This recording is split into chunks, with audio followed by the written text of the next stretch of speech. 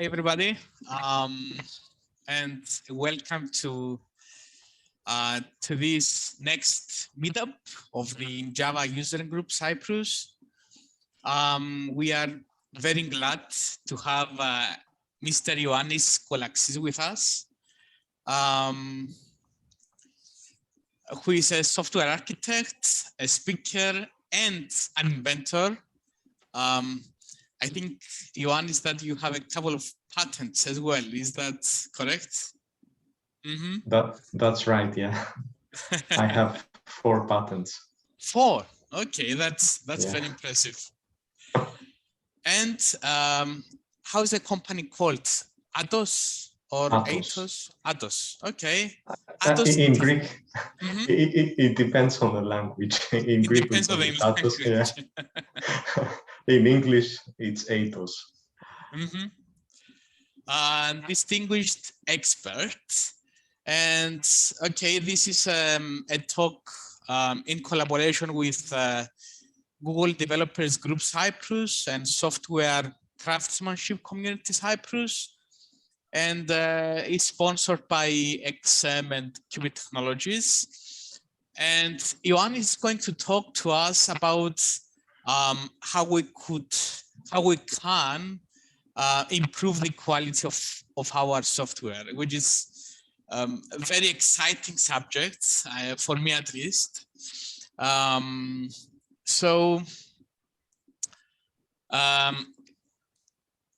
very quick introduction for Ioannis. He works at Atos, architecting software solutions that empower emergency services to save lives. And he has been developing software for the banking industry while working at the IBM and Siemens. And he was also a speaker in the Oracle Code 1 2019 in San Francisco. So we are very glad to have you here with us, Ioannis. The stage is yours. Thank you, Andrea. First of all, thank you for the invitation. I'm honored to be here. And thank you as well for the introduction. Let me share my screen.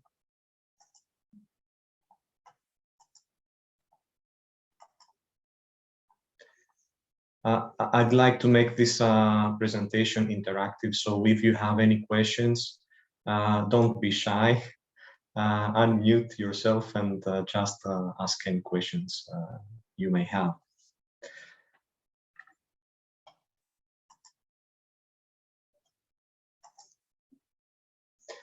I guess there are not many things left for me to introduce myself. Andreas has done the introduction.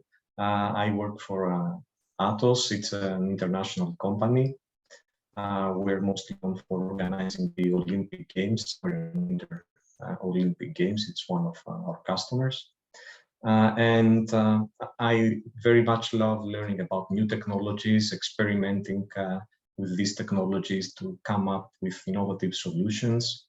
Last year, I won the first prize at Atos Innovation Week, which is our internal conference for coming up with the most innovative idea. I also have 4 patents. I've written an article on how you can also become an inventor on my website. If you visit my website, you can learn how you can do this. And I also regularly speak at conferences. I love sharing my experience, although nowadays, we can only do this virtually via online conferences like this one. So we're going to talk about software quality. How do you know when a software application has quality issues? This is usually obvious because everyone complains about it. Customers complain about the bugs that they keep finding. Developers complain that it's too hard to fix existing bugs, and it's even harder building new features. However, In the case of a defective software application, it's less obvious what we need to do in order to fix these issues, in order to improve its quality. What can you do to improve the quality of your software application? Do you need a superhero developer who will do wonders and fix this? Of course not. There is a simpler way that anyone can follow. These are just 5 steps that we will explain today. And even if you just started your career as a software developer, you can do this. Here is a screenshot from a software application that we work on. It's called Common Management Platform. It's a web application based on the Java stack that enables our customers to automate common administrative tasks for our products, helping them save valuable time. All the examples, all the metrics that we are about to see are actual ones, and they come from this application, which is a legacy application that has been around for more than 10 years. How do we measure the quality of a software application?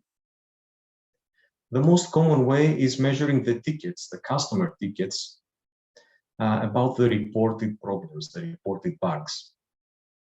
Here, you see a snapshot of the customer tickets that were reported for each month. The blue line shows the reported tickets. Not all of them were actual bugs. Some were misunderstandings, misconfiguration. A customer may have not read the manual on how to work with the application. So the red line shows the actual number of bugs where we had to provide an actual fix. Although these measurements are useful, they provide an indication of the quality of our software. They only provide a way of measuring the quality after we have released the product, after we have shipped it to our customers. What can we do before that? Is there some proactive way of measuring the quality and identifying potential issues, potential defects?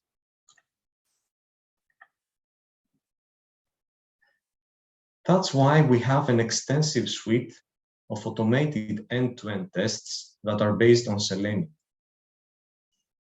As we increase the number of tests, a higher percentage of our code is covered by tests.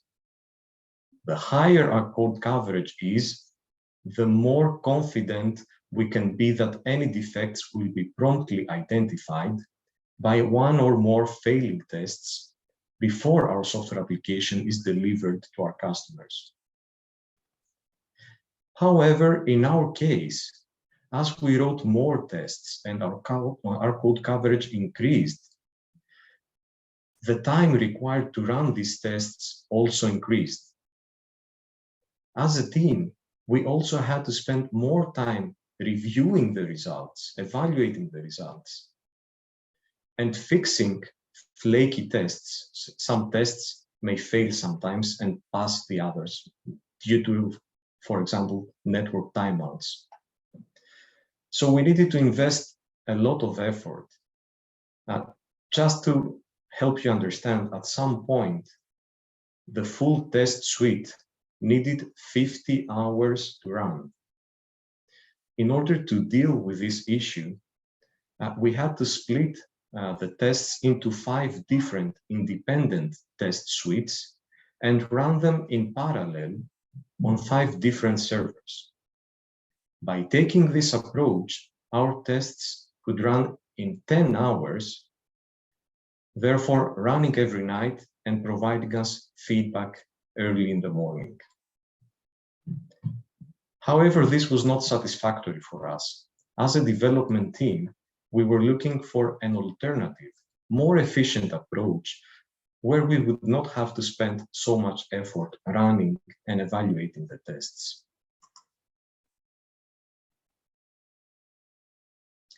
What else can we do to ensure that our software is of high quality? As you can see from this screenshot, we use Sonarlint, That's a tool that performs static code analysis. A static analysis tool identifies bad practices in our source code, classifying them into different categories depending on their severity.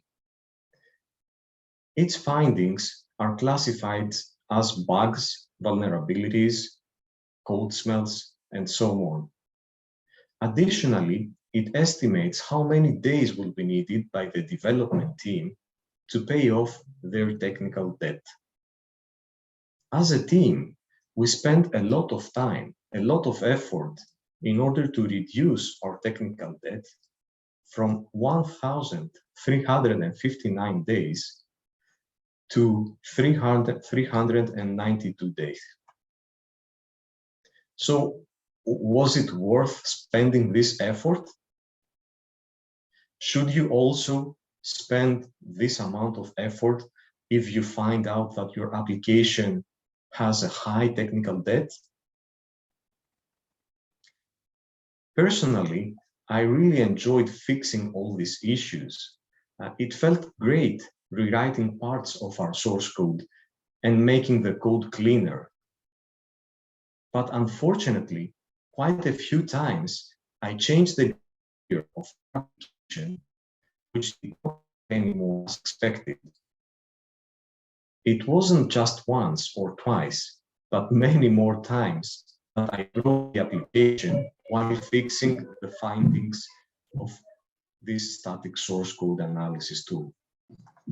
So instead of improving the quality got worse. Why did this happen? According to academic research, old code is reliable code. That's why we must never touch old code. Let's think about this for a moment. Why is a source file old? Why hasn't anyone modified this file for the past years? Because it works. Our automated tests did not fail. Our customers did not open any tickets. Old source code has already withstood the test of time, running in production without any problems. According to the cited academic research, if we have two modules, for example, two jars, and one of them is 1 year older than the other, the older module, the older jar, will have 33% less defects. Therefore, old code may not be clean code, it may not be good-looking code, but as developers, we must resist the temptation to clean it, no matter how ugly this code might look like. Because when we touch old code, it is likely that we will break existing functionality and hence introduce new bugs. So remember, never ever touch old code if you don't really need to do this. As the saying goes, if it ain't broke, don't fix it. Let's forget about old code. Whatever happened in the past stays in the past. Let's draw a red line in the past and make sure that from now on, as developers, we will do our best to write source code of the highest possible quality. This is a tool that can help us write better code. It is called Sonarlint, and it can be installed as a plugin in our favorite IDE. It supports all the major IDEs, Eclipse, IntelliJ, and VS Code. What does this tool do? While we are typing code, it identifies quality issues in our source code, and as you can see from the screenshot, it gives us detailed instructions on what exactly we have done wrong and how to fix the reported problem. It supports several languages like Java and JavaScript. Personally, I have been using Sonarlint for the past 4 or 5 years, and it has helped me a lot. It has helped me become a better developer by pointing out errors in my code that I was not aware of. Every day, as I type code, I get the chance to learn something new from this tool. For this reason, I highly recommend it. And you know what? It will not take you more than 5 minutes to install it in your IDE. As explained, Sonarlint is a tool that each one of you can install in your IDE. But we wanted to find a way to ensure that our development team does not create new technical debt. For this reason, every time that we commit new source code, our CI server, our continuous integration server, compiles our code and next performs a static code analysis using SonarCube, which looks for mistakes in our code. If one or more mistakes are found in our code, this will increase our technical debt, and our CI will not allow this code to be merged to the main branch. To enforce this policy, we have configured the quality gates, which is a feature in SonarCube, as shown here. These quality gates do not allow us to introduce any blocker issues, any new blocker issues, any new bugs, any new critical issues, and so on. That's how we make sure that our new code is of high quality. If you already have SonarCube installed, then I highly recommend you to configure its quality gates, because it will enable you to stop creating new technical debt. It's time for a quiz. As a developer, where do you spend most of your time? Reading old code, existing code? That's option A. Do you spend your time writing new code? Or do you spend most of your time waiting for a full build to complete? Or is it something else?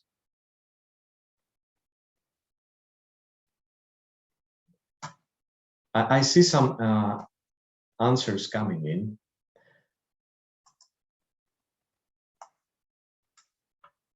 Most of you are answering A, and yeah, you got it right. That's the right answer. So, according to our experience, the correct answer is A, reading existing code. We spend most of our time trying to understand what our legacy code does. So why was the code implemented this way? What is the business logic? We need to fully understand the code before being able to modify it, to fix a bug, or to extend the functionality. Which parts of your source code do you read the most often? I guess there are some particular files, for example, some Java files in your Java application that you must open every single day. And each time you read them, try to understand how their code works. I'm sure you all had an experience of some dreaded files, some dreaded classes that every time you open them, you said, oh no, not again. What is this part of code doing here?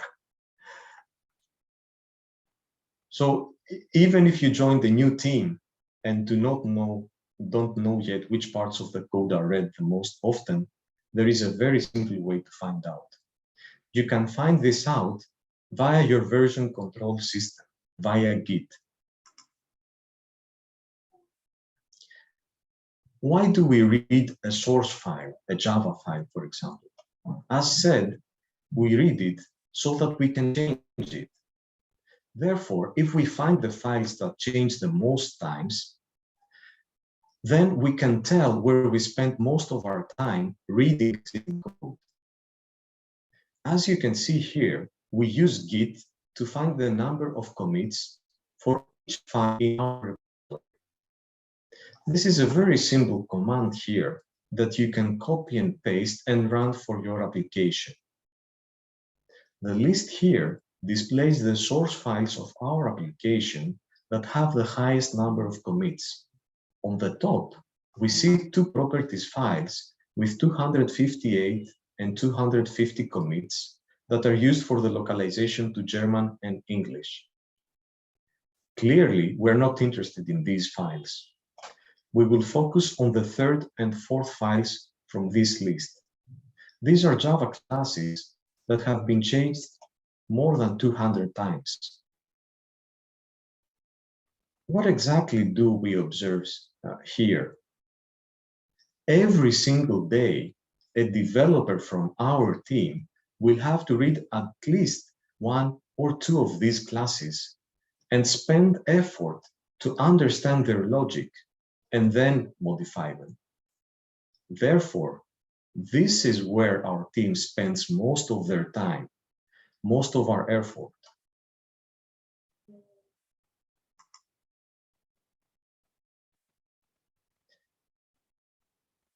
We took the previous list of commits per file and used Excel in order to draw this graph. As you can see from this graph, our application has 10,000 files. It's more than 10,000 files. But only a few change frequently.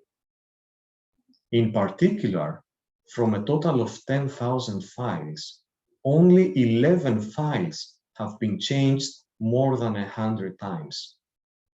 On the other hand, 9,500 files have changed less than 10 times.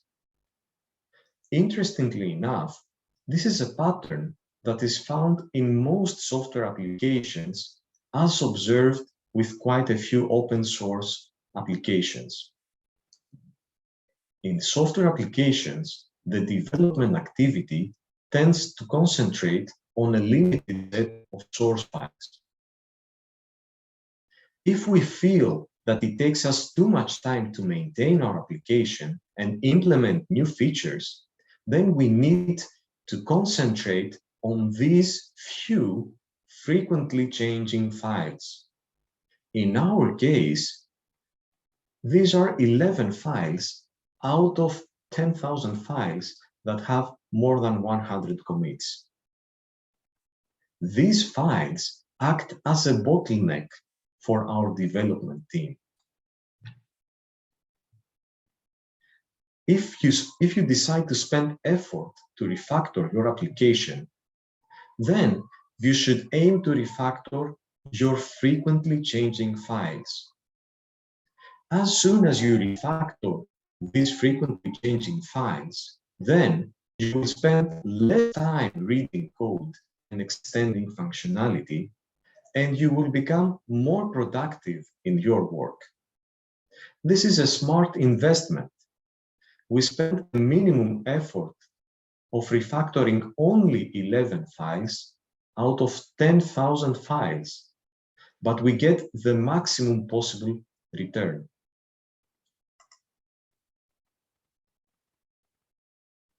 There is something more interesting about frequently changing files. According to academic research, frequently changing files are responsible for most of the bugs in our applications.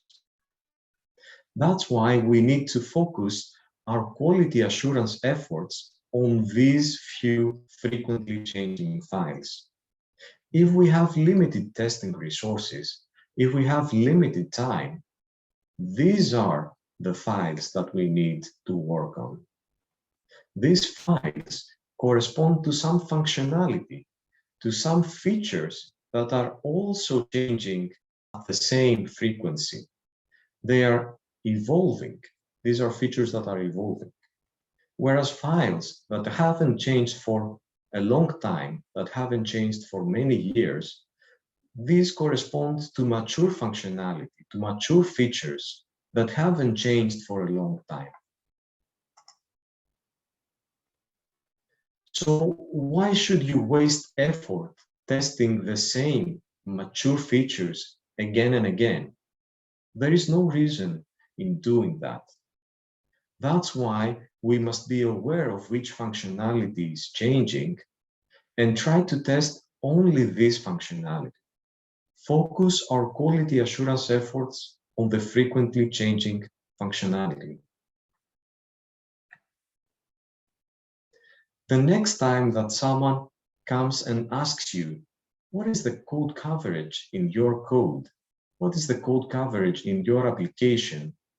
You shouldn't care about the code coverage of the total source code. What is important is to have a high code coverage for your new, constantly changing code.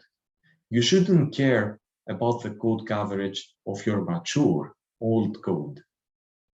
It's all about asking the right questions, making sure that we have sufficient test coverage for our frequently changing code. It's also important to identify the old parts of our code. As we mentioned, this old code corresponds to mature features. What can you do with old code? How do you handle it? How do you handle this? In our case, we found out that some components in our code were developed many years ago as some kind of prototype, some kind of experimentation while implementing a new feature, and they never ran in production. They were dead code. When we found dead code, we went ahead and deleted it. And this is what I recommend to you. If you have dead code in your application, don't be afraid, delete it. And remember, deleted code is the best code. If it's not dead code, it's just mature code, then this is a nice opportunity to talk to your product manager and start a conversation based on real, actual data.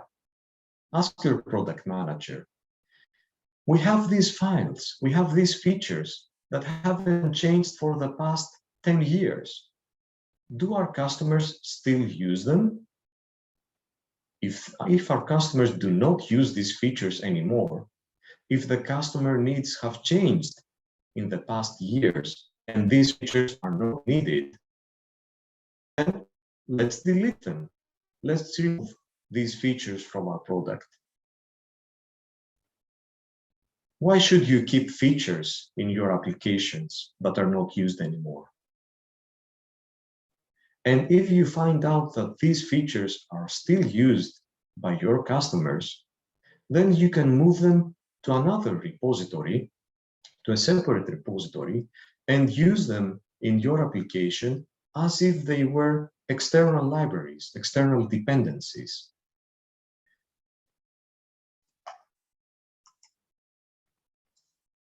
If you apply all these practices that we just mentioned, you will be able to go faster.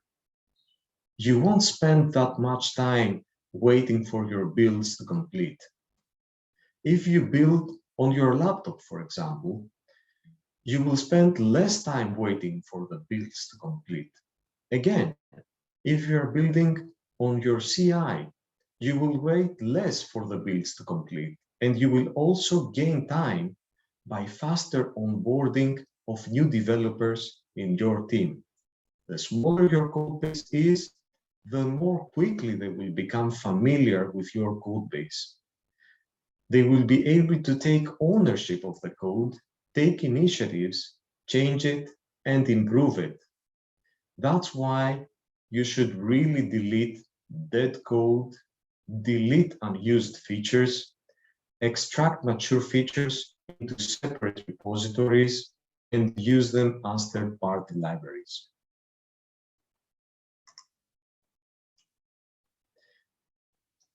We talked about frequently changing files, but there is one additional important aspect, and that's their complexity.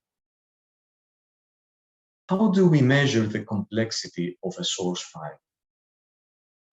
No matter what language you write in, no matter if it is Java, JavaScript, or Python, we measure complexity in the same way, with the number of lines in each file. A file that is 10 lines long is less complex than a file that has 10,000 lines. Another important metric is the number of tabs or spaces in front of each line. The more tabs we have in front of each line, the more complex our code is. Let's look at an example. Have you ever needed to write a nested if in order to solve a customer ticket where your customer had some weird setup that you haven't thought of? This is a case where we may need to write a nested if. So our customer may have this exotic setup, and we check with this if customer has this setup, then do this and that to deal with this scenario. The more nested ifs that we have in our source code, the more tabs we will have in our file, and the more complex our code will be. It will be more difficult for a developer to read it and understand how our code works.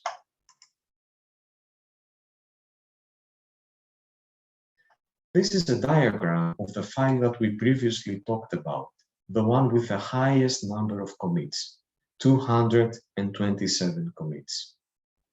The blue line shows the number of lines in this file and how this increased from approximately 100 lines to 6,000 lines. The red line shows how the number of tabs increased up to 18,000 tabs.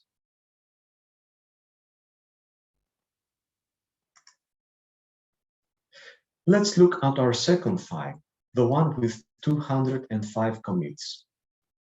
Here, we see that the complexity is much higher, and we also see a steep increase in the complexity.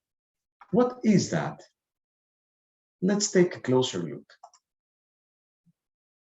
Back in September 2014, we had to deliver a big, important feature, and there we increased the complexity from approximately 7,000 lines to more than 8,000 lines. Likewise, we increased the number of tabs from 22,000 to 29,000 tabs. That's a huge increase in the complexity. If we needed to somehow prioritize our refactoring efforts and couldn't refactor both files, then we would certainly go for this file, the one with the 205 commits. This should be our top priority for refactoring.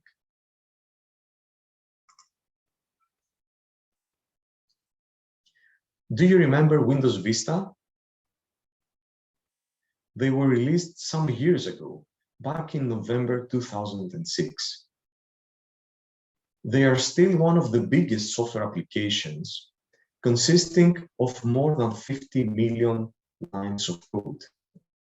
The development team that implemented Windows Vista had more than 2,000 developers.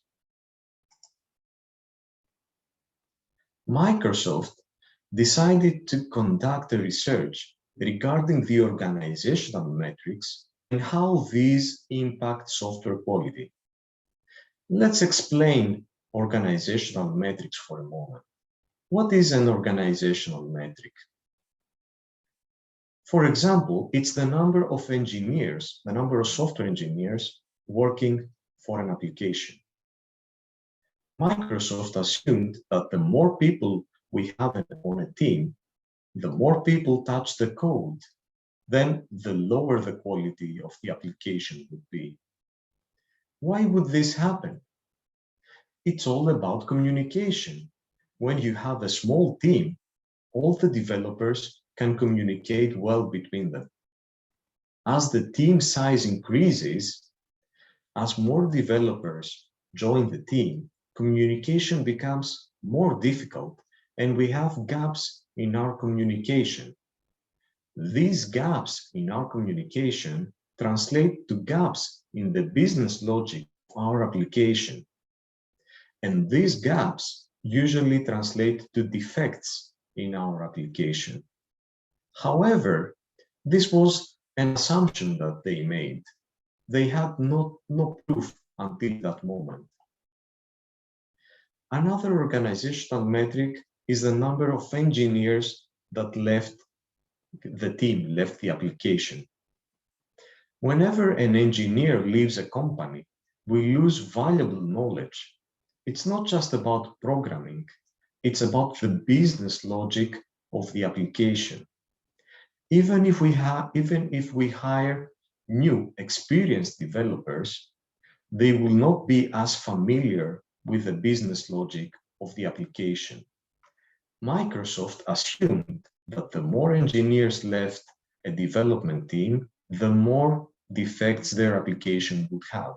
But again, this was an assumption. So what did Microsoft do in order to assess if the organizational metrics impact the software quality? They had valuable data about all the customer tickets that were opened to Windows Vista, all the reported bugs. And they also had valuable data in their source code repository about the developers that worked for each component. When Microsoft talks about components, they mean executable files, .exe files, or dynamic libraries, shared libraries. These are the DLL files. For each defect that was opened to Windows Vista, they knew all the developers that performed changes to this component, all the developers that changed the code. So they performed a statistical analysis between the defects reported for a component and the organizational metrics of the team that worked for each component. And you know what they proved? They proved that the organizational structure impacts software quality more than any other factor. As a developer, I always cared about writing clean code, writing code that is not complex. I cared about writing unit tests, making sure that I have sufficient code coverage. All these are important aspects, but the organizational metrics are far more important. The organizational structure helps us predict the failure proneness of a software module with a much higher precision than all the other metrics like code coverage and code complexity. The organizational structure has a precision of 86%, whereas code coverage and code complexity come next. Microsoft investigated further how these organizational metrics impact software quality using data from Windows 7. There, they made the distinction between the different types of developers, the different types of contributors. The person who has the most commits, the most contributions to a component, is the owner of this component. For example, the owner of an executable file.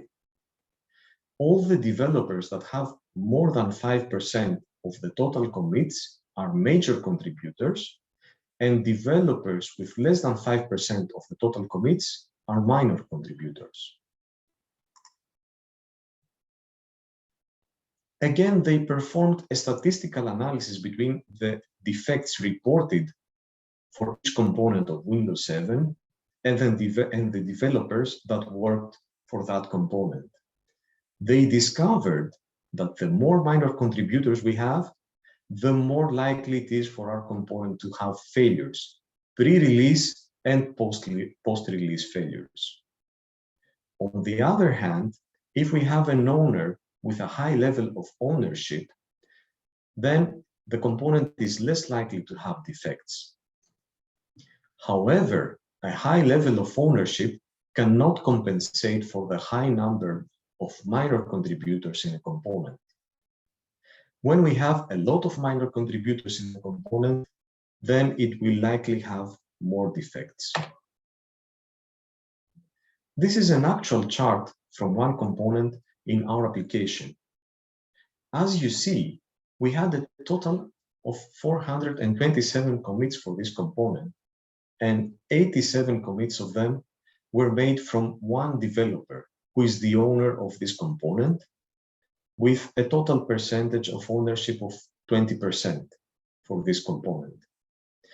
Still, we see that we have 15 minor contributors and only 6 major contributors. The contribution from software engineers to this component seems to be quite fragmented. However, these data on their own do not seem to be really helpful. How can we use this data? How can we evaluate them? How can they help us take decisions? This is another component of our application. Let's call it component B. Again, this is actual data. The owner of this component has an ownership of 29%.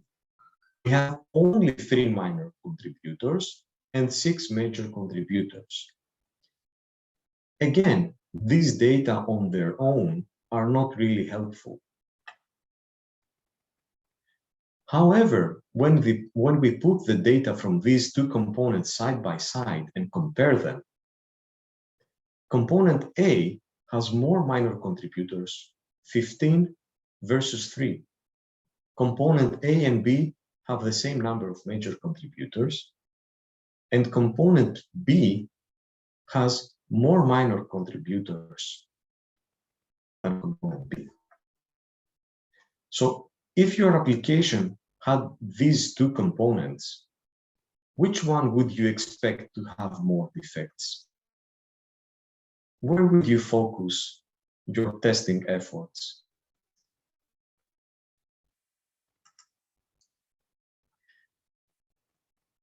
As we said, more minor contributors means we will have more defects, and bigger ownership means less defects. Component A is the component that will likely have the more defects because it has more minor contributors and smaller ownership. If we didn't have enough time to test both components, we could only test component A, which has more minor contributors and less ownership compared to component B.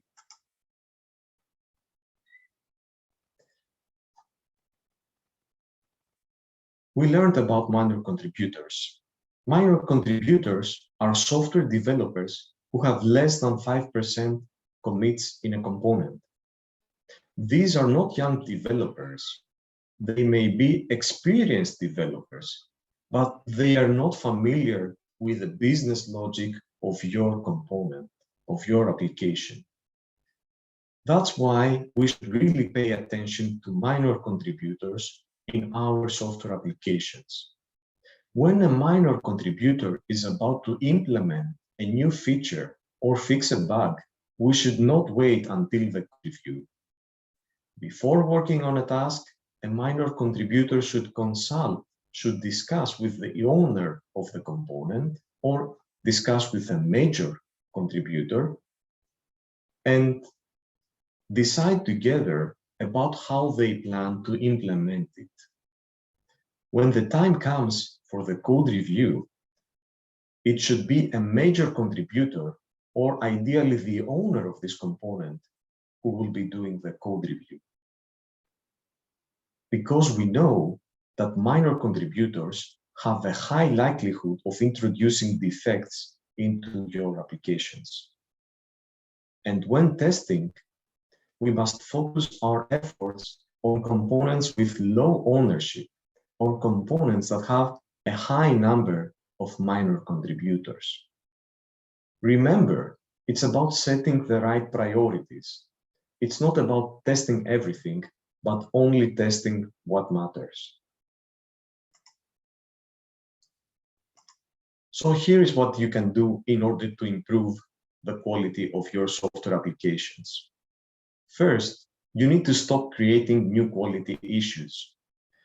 You can do this using tools like Sonarlint and SonarCube, where we set the quality gates. Second, don't touch old code.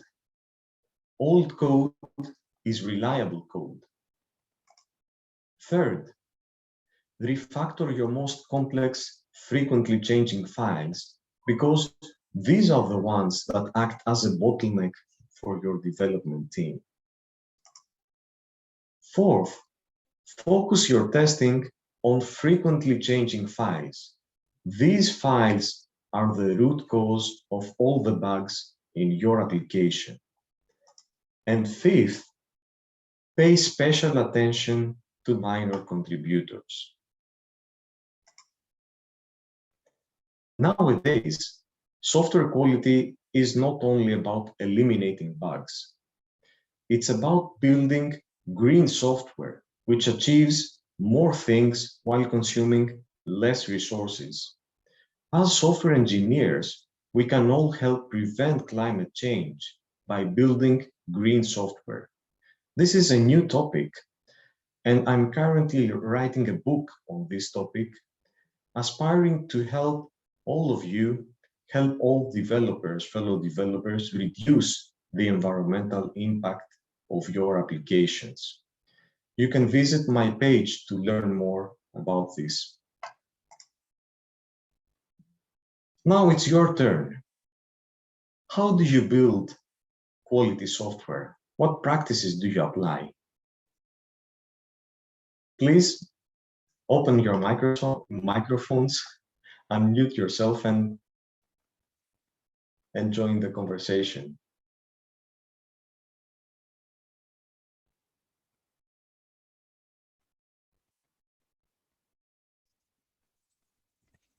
Okay, so shall I start? Yes, go ahead, Andrea. Perfect. Well, I do write unit tests and integration tests. I use Sonarlint quite a lot, my team and I. We also try to have a quite high code coverage, and also try to write as good software as possible from when we write something, we try to be as clean and as readable and as testable as possible. So that's what we try.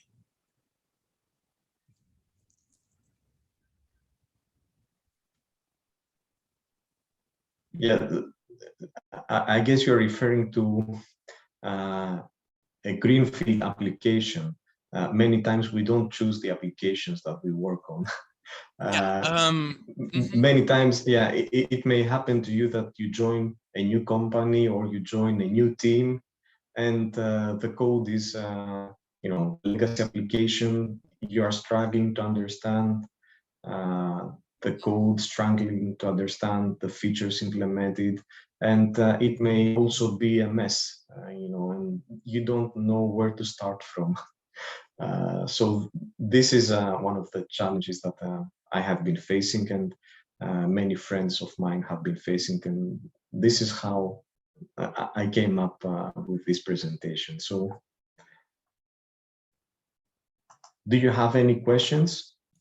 Yeah, I have a few questions. So I remember you mentioned that you had flaky tests due to network timeouts. I was wondering, if you do unit testing, you should probably mock the network component and mock the time component.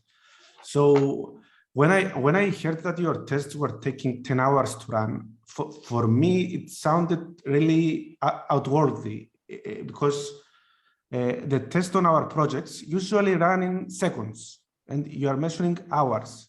So I would be very curious as to why would it take hours to, if your tests take hours to run, then you wouldn't run them all the time. So if you don't run the test all the time, you basically don't have the tests helping you. It's like it helps me if tests are just running instantly, right? So if a test takes 10 hours to run, it doesn't help me because it doesn't help me catch the bug sooner. You understand what I'm saying? Yeah, you're right. And this brings us to this pyramid, this testing pyramid, where each software application needs to have, on the base of the pyramid, the unit tests. These unit tests need to provide feedback fast. As you said, the moment you change a class, the moment you change a source file in your code, you need to instantly, in seconds or less, have a feedback whether you broke one or more tests, unit tests. So you're right in this, and this needs to be the majority of the tests on your application. But an application never runs on its own. It interacts with other applications, with other systems, and that's where we have the end-to-end tests on the top. So when we are talking about Selenium tests, because that's what I was talking about end-to-end tests, Selenium tests, we test the application and how this interacts with other applications, with other systems, just like the user would do. And it didn't take 10 hours. Our suite took 50 hours, and we had to break it into 5 independent test suites that we would run in parallel. So it was even more than 10 hours. And you need to have all kinds of tests, unit tests, integration tests, and end-to-end tests. What is important is that there is some balance between them and have fewer end-to-end tests than unit tests.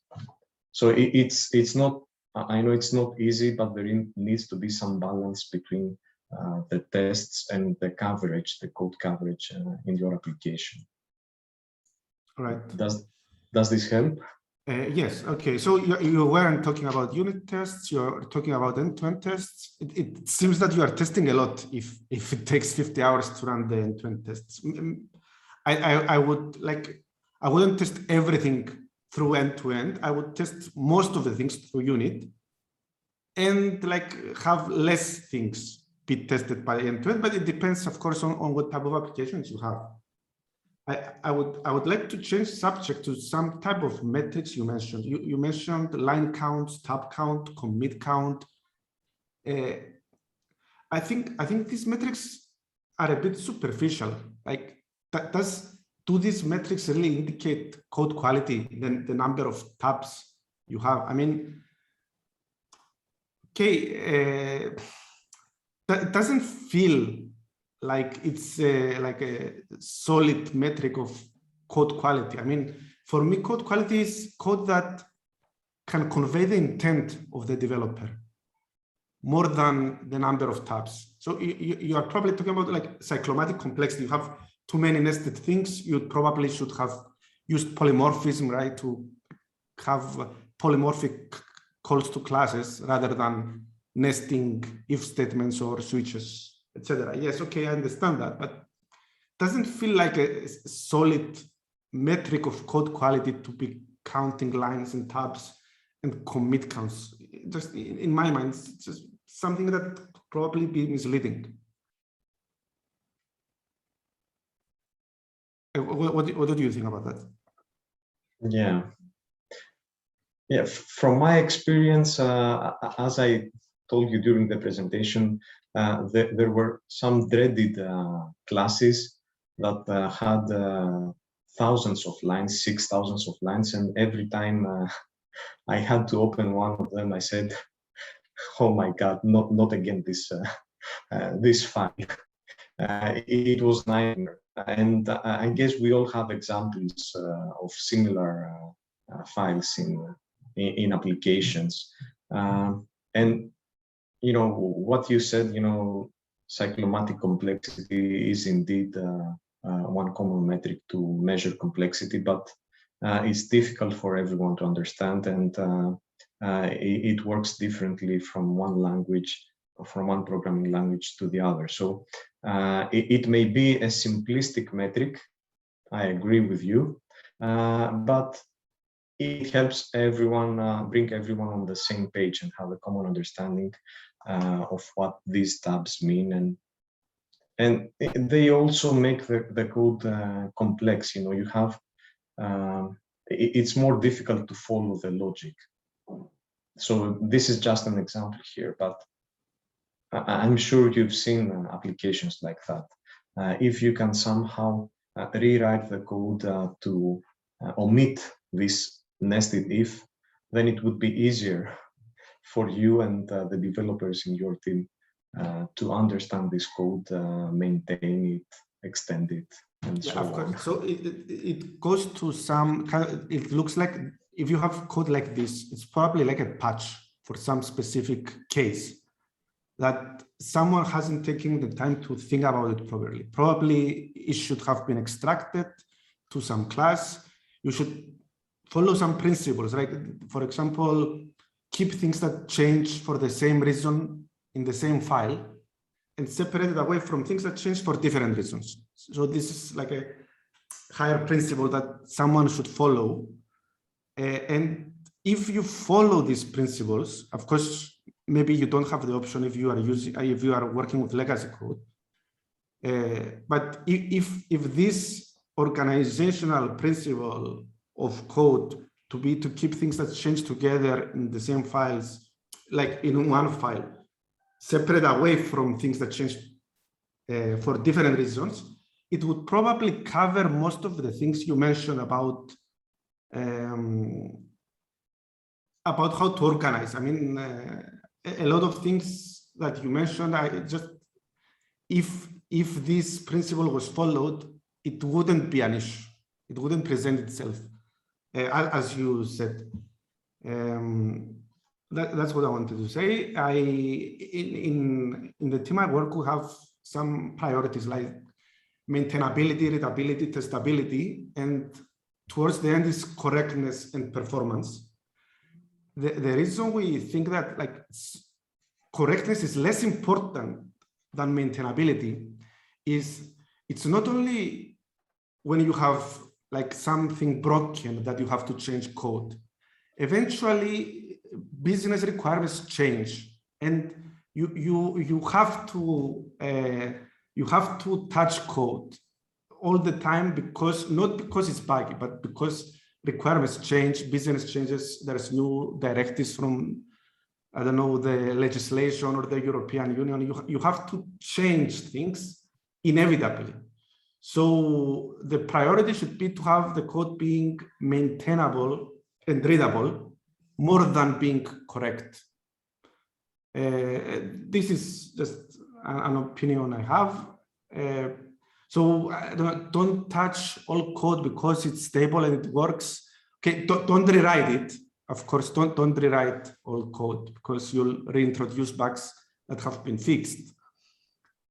But I would say it's okay to touch code that you feel it's not conveying intent, or you could like refactor it to make it better. I mean, I understand if you have to prioritize, okay, if something is stable, why not work? Okay, so you would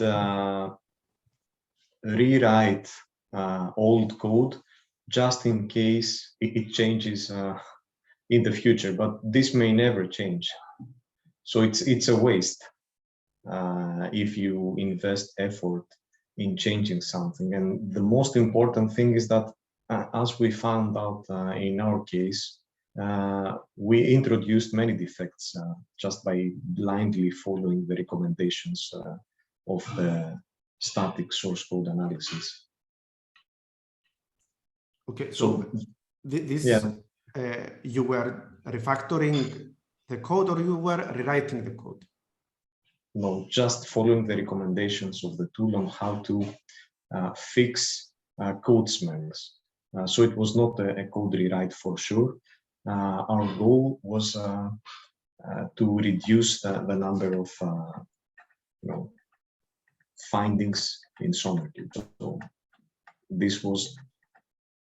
this is an actual screen, an actual screenshot.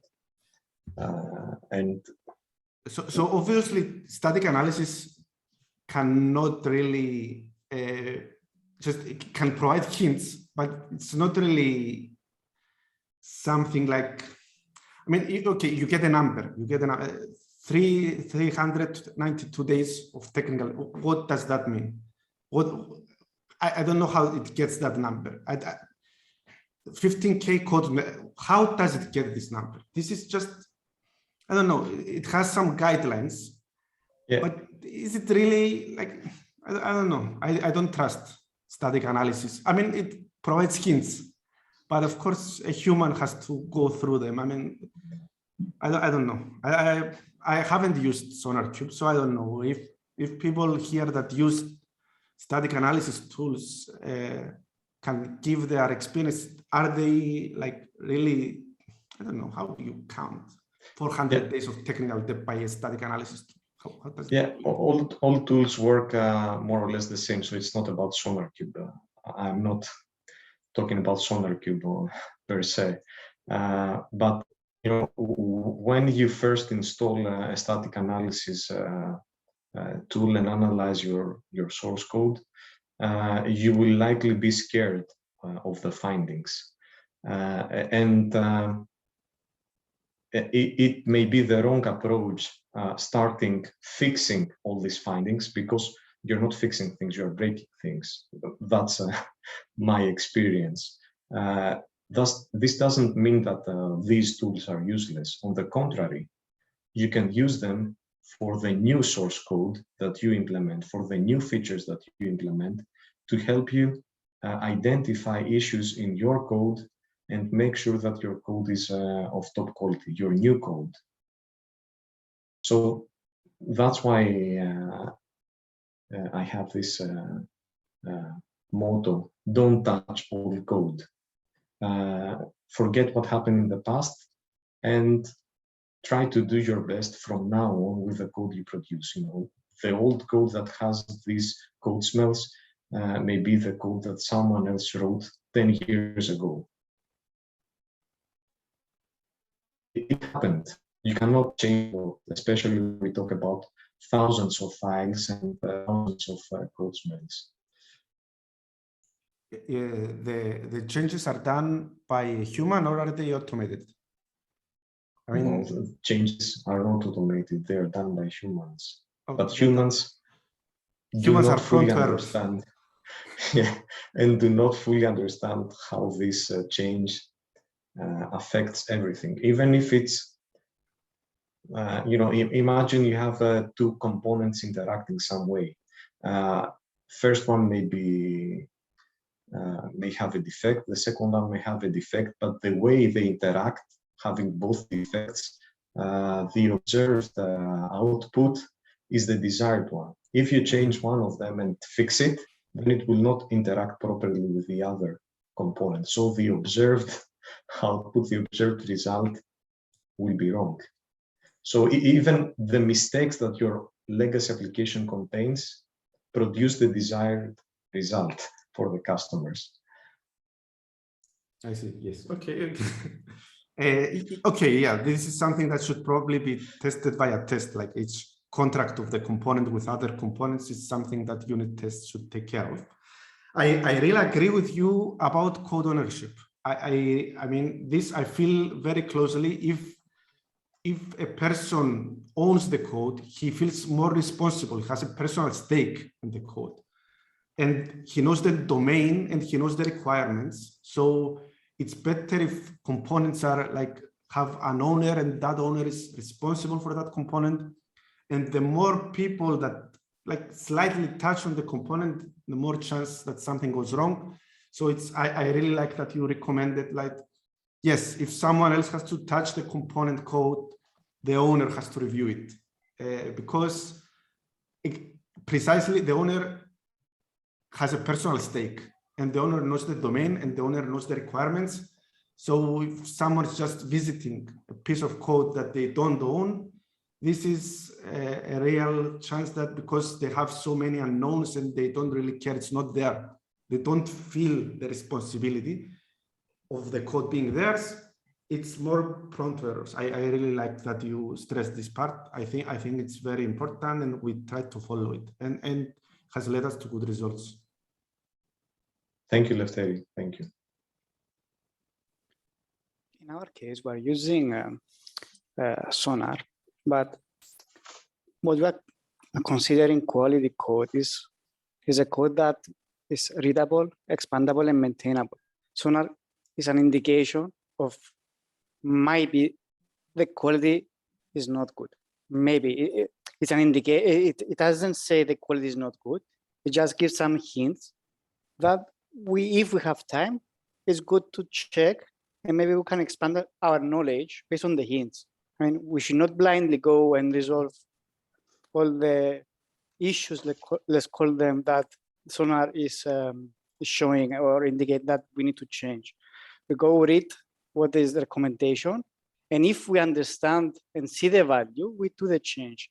If we don't understand and we cannot see the value, we don't touch, or we can mark it to hide this indication.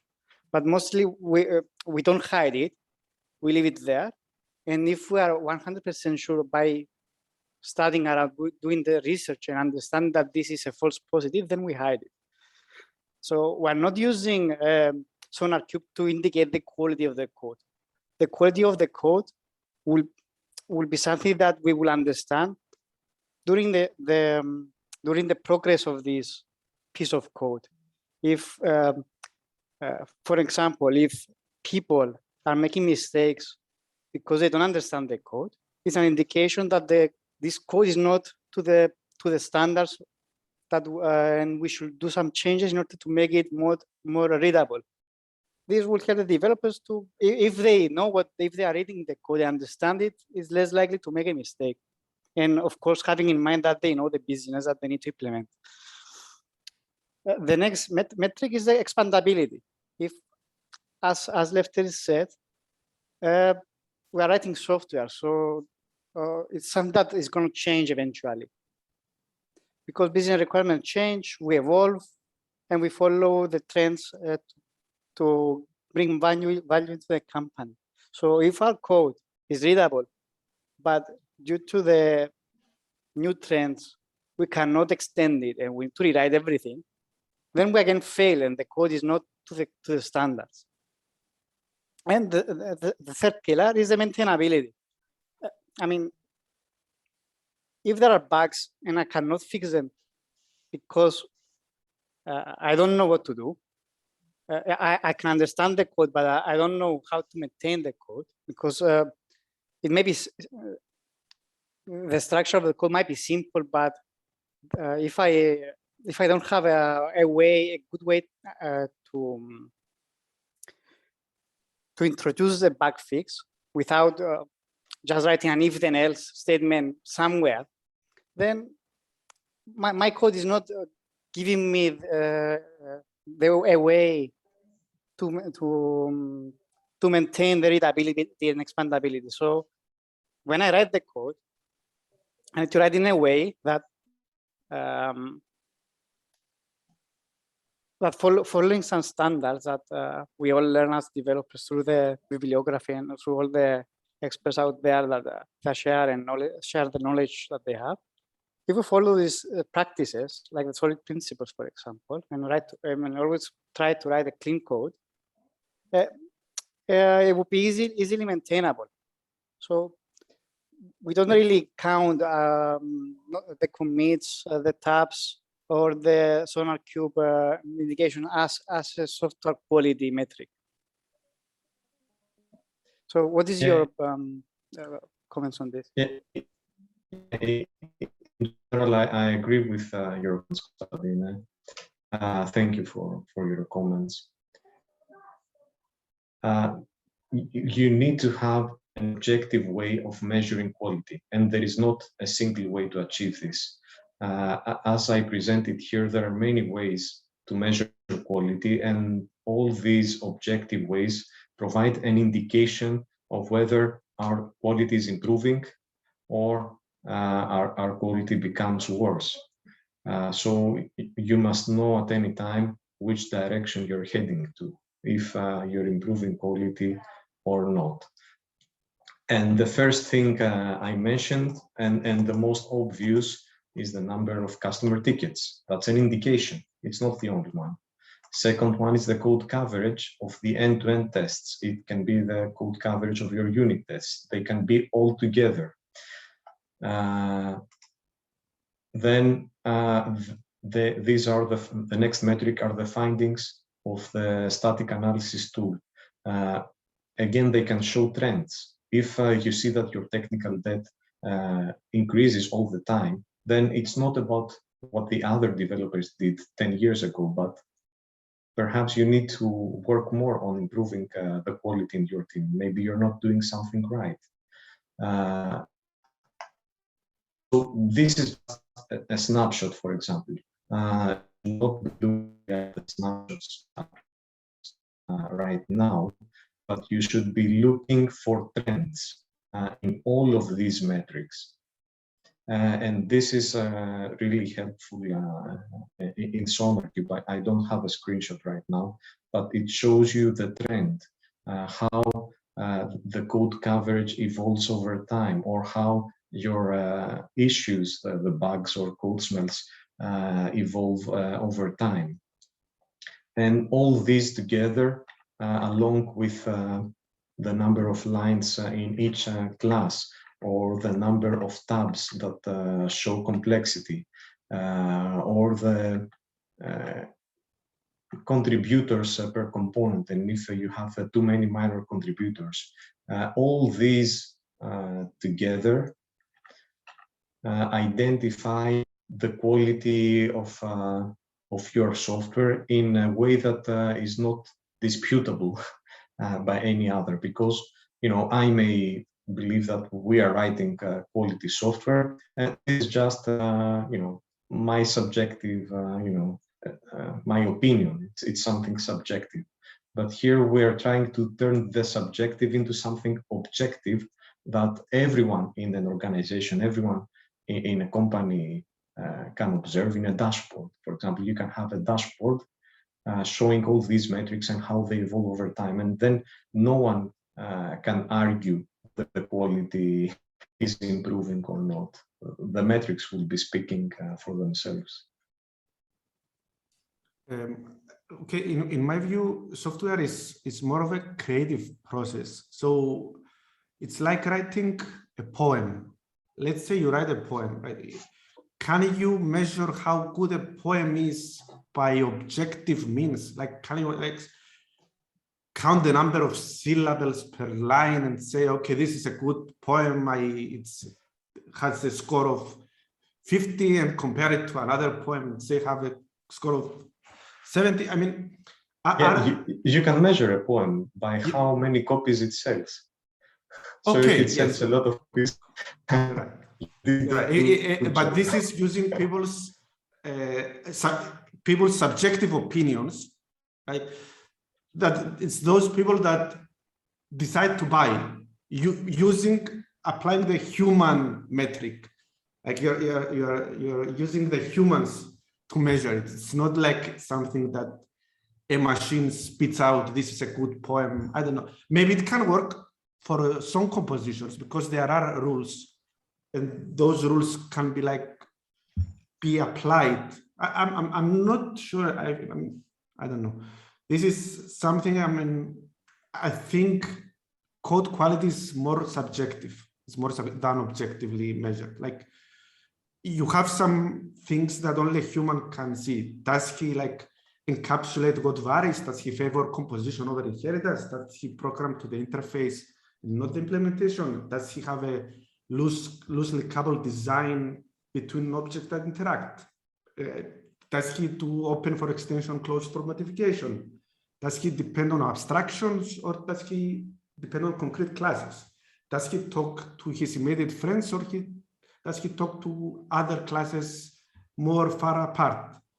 Does the class have only one reason to change? Is this abstraction leaky, or is it correctly abstract? So these are the metrics I would use to say that a code is of good quality,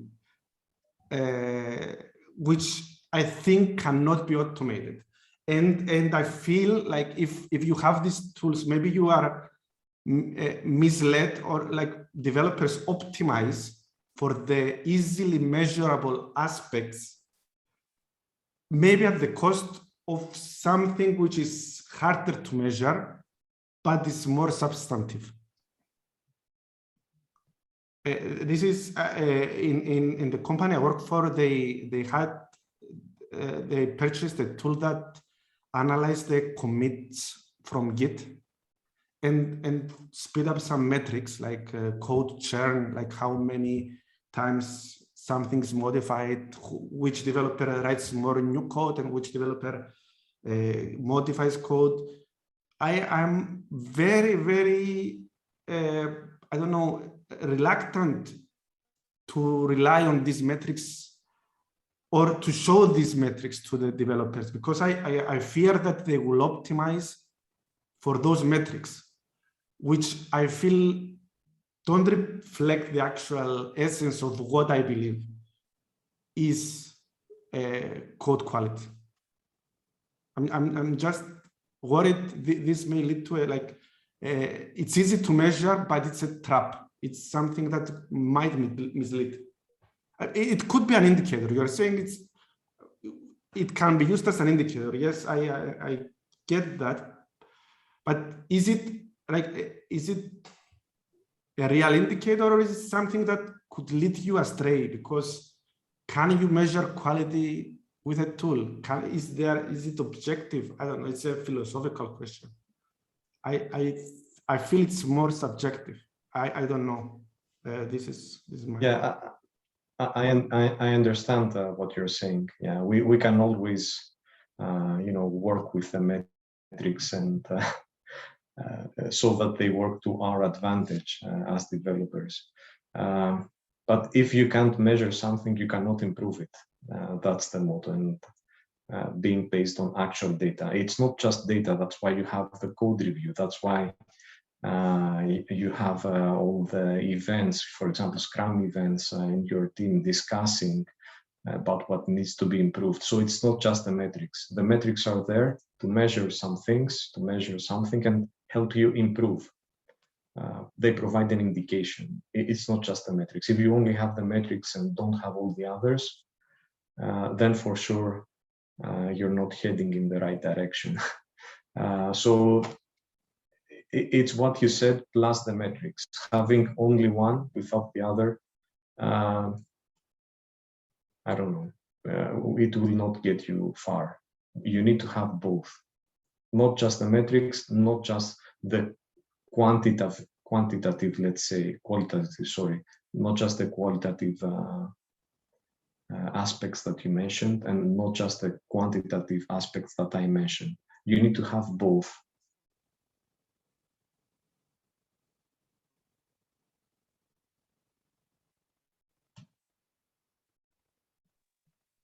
Any other questions?